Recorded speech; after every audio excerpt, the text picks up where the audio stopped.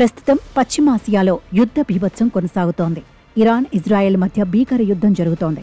ఇరువైపులా పెద్ద ఎత్తున ప్రాణ, ఆస్తి నష్టం జరుగుతోంది. ఈ యుద్ధ నేపథ్యంలో ఇరు దేశాలు తమ డ్రోన్లు, మిసైల్స్తో పరస్పర దాడులు చేసుకుంటున్నాయి. ఈ నేపథ్యంలో ఇరాన్ పెద్ద ఎత్తున బాలిస్టిక్ మిసైళ్లతో దాడి చేస్తోంది.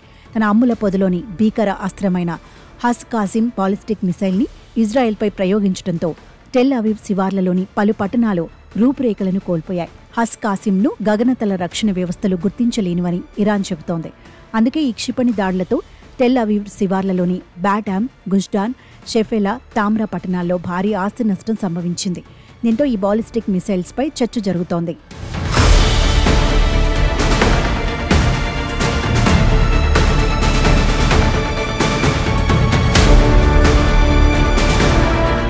బాలిస్టిక్ క్షిపణి అనేది బాలిస్టిక్ పథంలో ప్రయాణించి ముందుగా నిర్దేశించిన స్థలంలో ఒకటి కానీ అంతకంటే ఎక్కువ కానీ వార్ హెడ్లను వేయగల క్షిపణి.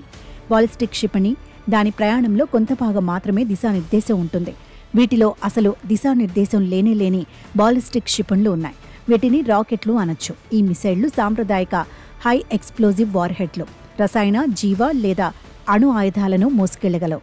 ఈ మిసైళ్లు భూమి ఉపరితలం, జలాంతర్గాములు, ఓడలు లేదా విమానాల నుంచి ప్రయోగించేలా రూపొందించారు. ఈ బాలిస్టిక్ మిసైళ్ల పనితీరుని 3 ప్రధాన దశలుగా విభజించవచ్చు. మొదటిది బూస్ట్ ఫేజ్. దీనిలో మిసైల్ రాకెట్ ఇంజిన్ ద్వారా శక్తిని పొంది భూమి ఉపరితలం నుండి ఆకాశంలోకి ప్రవేశపెట్టవచ్చు. రెండవదైన మిడ్ కోర్స్ ఫేజ్లో ఇంధనం అయిపోయిన తర్వాత మిసైల్ శక్తి లేని బాలిస్టిక్ ట్రాజెక్టరీలో ప్రయాణిస్తుంది. ఇక మూడవదైన టెర్మినల్ ఫేజ్లో మిసైల్ భూమి వాతావరణంలోకి తిరిగి ప్రవేశిస్తుంది.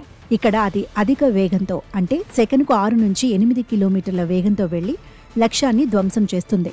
ఒక్కో వార్ హెడ్ వేర్వేరు లక్ష్యాలను ఛేదించగలదు. బాలిస్టిక్ మిసైళ్ల విధ్వంస సామర్థ్యం వాటి పేలోడ్ రకం మీద ఆధారపడి ఉంటుంది. సాంప్రదాయిక వార్ హెడ్ లైన్ TNT వంటివి రసాయన విస్ఫోటకాలను కలిగి ఉంటాయి. ఇవి తక్కువ స్థాయిలో విధ్వంసాన్ని కలిగిస్తాయి. ఇక రసాయన జీవ ఆయుధాలైన వార్ హెడ్లు జనావాసాలపై ప్రయోగించినప్పుడు భారీ నష్టాలను కలిగిస్తాయి. ఇక చివరివి అణు వార్ హెడ్లు. ఇవి హిరోషిమా అణుబాంబు కంటే డజన్ల నుండి 100 రెట్లు ఎక్కువ విధ్వంసక శక్తిని కలిగి ఉంటాయి. ఒకే దాడిలో నగరాలను నాశనం చేయగలవు. ఉదాహరణకు రష్యా RS-28 సర్మట్ ICBM-15 అణు వార్ హెడ్లను మోసుకెళ్లగలదు.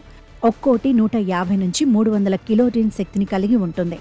ఇటీవలి ఉదాహరణగా 2024 అక్టోబర్ 1న ఇరాన్ ఇజ్రాయెల్పై 200 బాలిస్టిక్ మిసైళ్లను ప్రయోగించింది. ఇవి ఫతాహ్-1 ఖైబర్ షేకన్ మిసైళ్లతో 1400 కిలోమీటర్ల దూరం ప్రయాణించి భారీ నష్టాన్ని కలిగించాయి. ప్రస్తుతం 31 దేశాలు బాలిస్టిక్ మిసైళ్లను కలిగి ఉన్నాయి. వీటిలో 9 దేశాలు అంటే China, France, India, Israel, North Korea, Pakistan, Russia, United Kingdom, United States అణు ఆయుధ సామర్థ్యం కలిగి ఉన్నాయి. రష్యా, చైనా మాత్రమే US భూభాగాన్ని ఛేదించగల లాంగ్ రేంజ్ ICBMలను కలిగి ఉన్నాయి. ఇరాన్, ఈజిప్ట్, ఇరాక్, యెమెన్ వంటి దేశాలు షార్ట్ రేంజ్ లేదా మీడియం రేంజ్ మిసైళ్లను యుద్ధాలలో ఉపయోగించారు. ఇండియా వద్ద ఉన్న అగ్ని-V 7000 నుంచి 8000 కిలోమీటర్ రేంజ్తో, అంటే ఆసియా, యూరప్లోని కీలక ప్రాంతాలను ఛేదించగలదు.